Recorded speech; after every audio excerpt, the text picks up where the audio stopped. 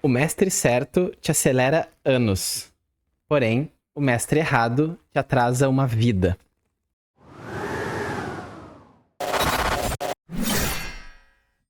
Este canal, ele fala sobre recomeços com reflexões e filosofias práticas. No episódio anterior, nós desenhamos um mapa de como achar o trabalho ideal, aquele que nos conecta com o nosso propósito. E provavelmente, nós teremos que desenvolver habilidades das quais a gente não tem ainda. E como todo herói no início da sua saga, nós vamos precisar de um mestre que nos oriente e nos mostre o caminho. O meu objetivo no episódio de hoje é a gente entender o que é um bom mestre. Qual que seria o papel desse mestre na nossa saga do herói, a nossa saga particular, rumo a esse novo ofício que a gente quer desenvolver. E o que a gente precisa observar para saber escolher qual que é o mestre ideal para nós. Legal. E para começar, então, essa nossa reflexão aqui, a primeira pergunta que me veio à cabeça é: por que eu preciso de um mestre? Ou seja, qual que é o papel dele nessa nossa saga do herói? E seguindo nessa linha de raciocínio, o que eu percebo já de antemão? Que o mestre, ele acelera os nossos resultados, ele corrige os vieses que a gente tem sobre o que a gente está aprendendo, ele nos insere a uma nova linhagem e ele nos dá o método para que a nossa disciplina traga os resultados que a gente espera. E estudando dessa forma, alguns pontos me surgiram aqui na cabeça para responder melhor esta pergunta. Continue. Então, o primeiro ponto é que o professor ou o mestre, ele nos dá o mapa do labirinto. Ou seja, ele nos ajuda a corrigir erros caros que mais à frente vão acabar pesando na nossa jornada se a gente já não tiver corrigido eles no começo dela. Eu também percebi que o mestre, ele funciona como se fosse uma espécie de radar. Ele detecta os nossos erros, dando um feedback brutal, assim, mas ele também sabe identificar o que a gente tá acertando. Ah, tá. E quando vier aqueles dias que a gente tá mais pra baixo, que o conhecimento tá difícil de ser assimilado, um bom mestre, ele vai conseguir nos dar as palavras de incentivo certo pra gente conseguir ter aquele gás e enfrentar essa situação que tá sendo difícil. Encontrar equilíbrio. Como um regente de uma orquestra, o mestre, ou o bom professor, ele sabe nos dar o ritmo. Ou seja, ele consegue perceber qual que é o ritmo ideal do treino. Eu entendi a referência. Mostrando pra gente quando que a gente alcançou alguns checkpoints, ou seja, quando a gente conseguiu dominar uma parte do conceito, e também nos mostra qual é a capacidade que a gente tem de avançar ou não. Na minha opinião, o mestre, ele seria como se fosse uma espécie de ponte. Ele não é só alguém que nos ensina uma técnica, mas ele é a pessoa que nos conecta com um universo que a gente não conhece ainda. Encontrando novas pessoas, apresentando referências, nos colocando em experiências, nos mostrando e nos dando acesso a oportunidades que sozinho a gente levaria anos para alcançar isso. Um conceito que eu até acho meio estranho, mas para mim faz muito sentido, é que o mestre é como se ele fosse uma espécie de antídoto também. Ah, não, aí ele extrapolou. Ele não tá ali para nos dar um atalho dentro daquele conhecimento que a gente quer ter. Mas ele tem a função de nos curar de todas as ilusões que o nosso ego cria sobre esse ofício que a gente quer aprender. O mestre é aquele remédio amargo, mas necessário, evitando que a gente caia nas nossas armadilhas internas, que acabam muitas vezes sabotando o nosso aprendizado. Eu não acredito. E por isso fracassa. E tem o outro lado também, que às vezes a gente acha que não tá conseguindo buscar um conceito, que não tá bom o suficiente naquilo que a gente tá tentando aprender. Mas o mestre diz, calma, existe um caminho, esse caminho ele é longo, ele tem um percurso, e tu está conseguindo avançar, mesmo que sejam pequenos avanços e que tu ainda não consiga enxergar. Não! Ah, meu Deus! Mas o mestre ele consegue enxergar esse potencial na gente, que muitas vezes a gente não vê, e a gente acaba se sabotando e desanimando, achando que não tá progredindo, ou que o progresso é muito lento. porque a gente criou uma imagem na nossa cabeça. Mas o mestre vai conseguir nos fazer entender como que se dá esse processo. Não existe mau estudante, só mau professor. Aqui eu até quero fazer uma citação do mestre Oda. Ele fala assim, você quer saber a diferença entre um professor e um aprendiz? É que o professor falhou 1000 vezes mais do que o aprendiz sequer tentou. Surpreendendo um total de 0 pessoas, eu citei de novo o mestre Oda. Mas também, tu achou que eu não ia citar o mestre Oda num episódio que fala sobre mestres? A gente entendeu, então, até aqui o papel do mestre na nossa jornada de aprendizado desse novo ofício. Agora, então, a pergunta é: como que a gente acha e avalia um novo mestre que a gente vai colocar na nossa vida? E para responder essa pergunta, eu criei um acrônimo com a palavra mestre. E o que é um acrônimo? São letras iniciais de palavras que formam uma palavra. Por exemplo, ONU. ONU é um acrônimo de Organização das Nações Unidas. Então eu peguei essa palavra mestre e fiz um acrônimo para que fique mais fácil da gente lembrar desses conceitos quando a gente for pensar em escolher um mestre. O miserável é um gênio! Não fica tão fácil, na verdade, mas dá para lembrar sim, se puxar um pouquinho o cérebro. Tá zoando? Não tá zoando? Então, o M é de modelo, ou seja, um mestre, ele pratica o que ele ensina. Ele não vive só de glórias do passado ou de teoria, mas ele está em constante movimento, se atualizando e aplicando na vida dele aquilo que ele ensina.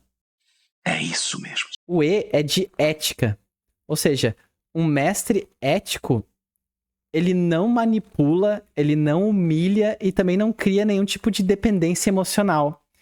Ele ensina com firmeza, mas ele respeita o tempo e a dignidade do aprendiz.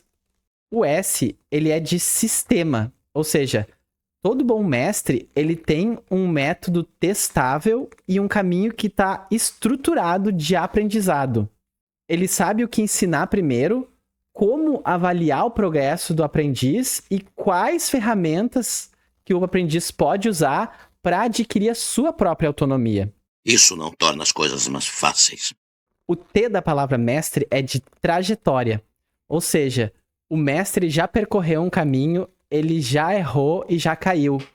Então ele compartilha os bastidores, ele compartilha todos os erros e aprendizados, mostrando que o caminho não é feito só de acerto, mas que existe uma curva de aprendizado. E nesse tipo de mestre, a gente pode confiar que ele tem a experiência necessária. O R é de referências. Um bom mestre, ele deixa um rastro de transformação por onde ele passa. Ou seja, alunos reais, trabalhos concretos e resultados visíveis do que ele propõe ensinar. Você não precisa acreditar na fala dele, basta observar o legado que ele deixou. Por isso que é importante a gente trocar uma ideia com pessoas que foram alunos, seguiram o método, para a gente entender qual que é a proposta e se esse realmente é um bom mestre. Legal, bom saber. O segundo E é de ecossistema. Ou seja, o bom mestre, ele não está interessado em formar seguidores. Na verdade, ele quer criar uma comunidade viva que cresce, que troca conhecimento e que se apoia. Nela, não existe um culto à personalidade do mestre, mas sim uma cultura de aprendizado coletivo e de um crescimento contínuo. Na minha visão, esses são bons critérios para usar para a gente conseguir analisar se um mestre é bom ou não para a gente. Mas eu queria trazer agora alguns pontos de observação, né? Lá vem você. Os famosos red flags. E só para fazer uma observação aqui, eu posso dizer assim que eu tenho experiência nisso porque eu já comprei vários cursos para várias coisas. Uns eu achei muito bons e realmente me entregaram o que prometia, mas outros, meu irmão, assim, é umas porcaria. Que eu fiquei apavorado de tão ruim e como que a propaganda foi tão boa, mas a entrega foi tão pouca. Cuidado com os professores que dizem que vão te ensinar o segredo ou o atalho para determinada coisa. E muitas vezes esses caras até acabam desqualificando outras pessoas que também ensinam a mesma coisa. Eu acho uma puta falta de sacanagem. sacanagem! Desconfia quando ele te prometeu uma fórmula milagrosa para resolver algum tipo de problema. Porque esses caras, eles geralmente vão criar uma dependência, vão te afastar de outras pessoas e te cercar, assim, te colocando num grupo fechado. Quase que vira uma seita o negócio, sabe? No, God! No, God, please, no! No! No! Só esse cara que sabe, os alunos dele dizem que é ele que sabe, e não dá pra ouvir mais nada que vem de fora.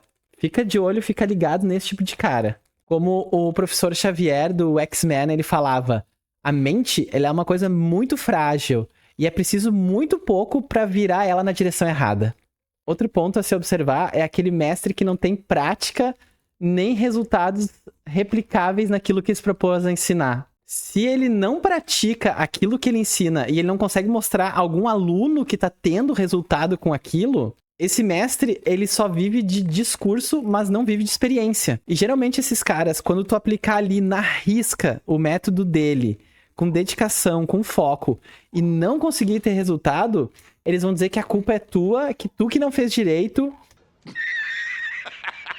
e que tu não tá se esforçando o suficiente. Eles recorrem àquela bobagem da meritocracia. Que tu que não fez o que deveria ter sido feito, ou que não tá aplicando as coisas do jeito certo. Mas na verdade é o método do cara que simplesmente não funciona. Entendi o recado.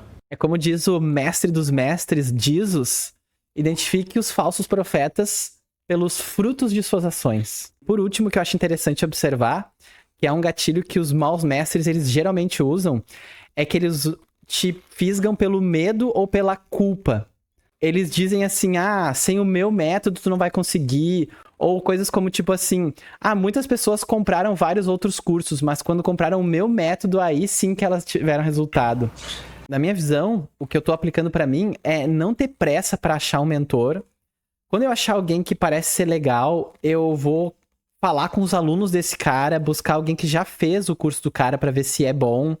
Se ele tá ligado a algum tipo de instituição, pesquisar sobre essa instituição, se ela realmente tem integridade e entrega o que tá prometendo, se pessoas que estudaram nessa instituição estão conseguindo se colocar no mercado também. Eu entendo que quando a gente vai aprender aquele ofício do nosso sonho, e muitas vezes a gente teve que fazer hora extra, trabalhar mais, juntar uma grana que foi sofrido pra juntar, pra conseguir ter o dinheiro pra pagar esse curso, e a gente vai gastar tempo também pra estudar nesse curso.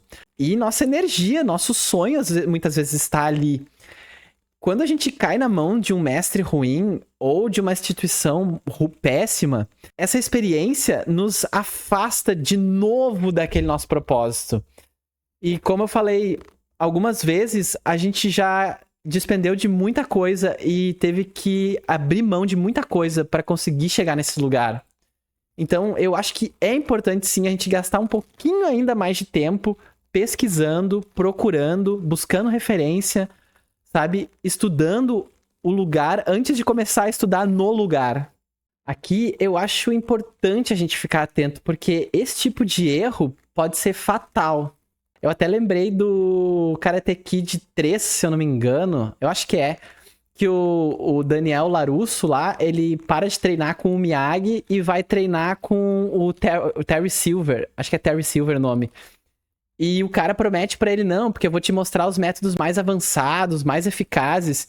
E o cara detona com ele. Detona o psicológico, aterroriza o guri, faz o guri passar por uns processos que se machuca.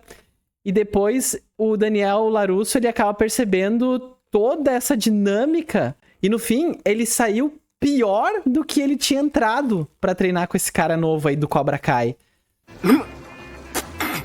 Eu acho que a gente tem que ser muito cauteloso com as promessas fáceis dos maus mestres. O mestre verdadeiro, ele vai te ensinar, vai te estimular, vai te orientar, vai te corrigir para que tu consiga andar com as próprias pernas. Bons professores, ele tem uma satisfação genuína em ver os seus alunos desenvolver.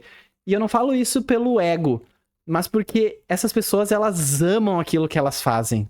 E por fim, o que eu desejo pra ti, assim como eu desejo pra mim também, é que o mestre, ele não roube a nossa voz, mas ele afine.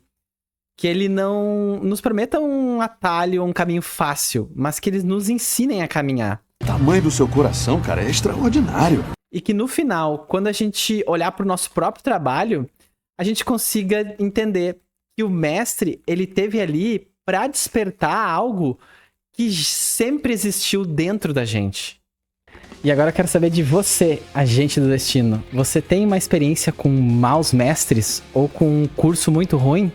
Ou pelo contrário, você tem uma experiência boa com um bom mestre? Compartilhe aqui nos comentários. Depois. Para eu saber qual que é a experiência de vocês de estudo e qual também pode ser as expectativas que vocês têm para um próximo curso ou um próximo mestre que vai entrar na vida de vocês depois de ter assistido esse vídeo. E no próximo episódio, a gente vai falar algo que a gente precisa afirmar. Porque de nada adianta a gente buscar se conhecer, a gente entender qual que é o nosso propósito, procurar o ofício tão desejado da nossa vida, aquele que nos conecta com o nosso propósito, e saber como escolher e encontrar o nosso mestre se a gente não fizer o pacto. Quer saber que pacto é esse? Fica comigo aqui, segue o canal, ativa o sininho para te receber de antemão quando eu lançar esse episódio. E se esse vídeo fez sentido para ti, eu peço que tu deixe o teu like, compartilhe com alguém que você acha que pode também gostar desse vídeo. E eu te agradeço por ter chegado até aqui. Muito obrigado e tenha uma ótima semana. Até a próxima.